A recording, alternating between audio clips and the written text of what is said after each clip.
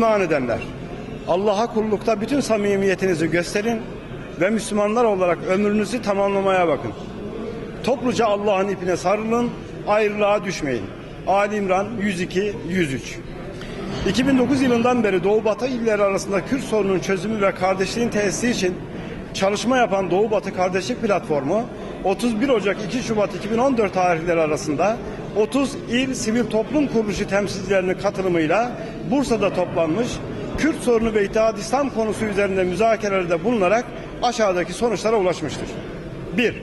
Çözüm süreci ve çatışmazlık ortamının tüm Türkiye'de büyük bir memnuniyet meydana getirdiği, ancak sürecin devamlılığı ile ilgili endişelerin giderilmesi ve kararlılıkla sürdürülmesi gerektiği. 2. Başta siyaset kurumu olmak üzere tüm muhatapların sürece zarar verecek her türlü söz ve eylemlerden uzak durması gerektiği. 3. Sürecin sağlıklı yürüyebilmesi ve başarıya ulaşabilmesi için ana dilde eğitimin tüm eğitim kurumlarında verilebilmesinin önünün açılması ve ırkçılığı ve etnik ayrımcılığı çağrıştıran her türlü slogan ve sözlerin meydanlardan, yerleşim merkezlerinden ve diğer alanlardan kaldırılması. 4. Kamuoyu gündemine gelen yeniden yargılama konusunda hakkaniyet ilkesinin göz ardı edilmemesi, sürece zarar verecek ve toplum vicdanını rahatsız edecek yaklaşımlardan kaçınılması. 5. Roboski katliamına ilişkin askeri mahkemenin verdiği takipsizlik kararının faillerin ortaya çıkarılmasına engel teşkil etmemesi. 6.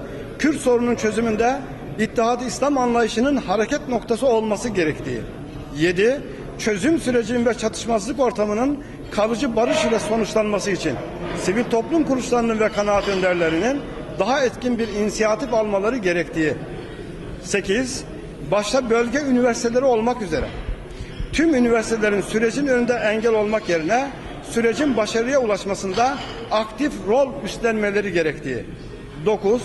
Kürt sorunun ve diğer tüm sorunların çözümünü sağlayacak İslami değerleri ve temel insan haklarını önceleyen sivil bir anayasanın gündemden düşmesine ya da düşünülmesine meydan vermeksizin bir an önce hazırlanıp yürürlüğe konulması gerektiği hususlarında fikir birliği içinde olduğumuzu, çalışmalarımızı bugüne kadar olduğu gibi bundan sonra da kararlılıkla devam ettireceğimizi kamuoyuna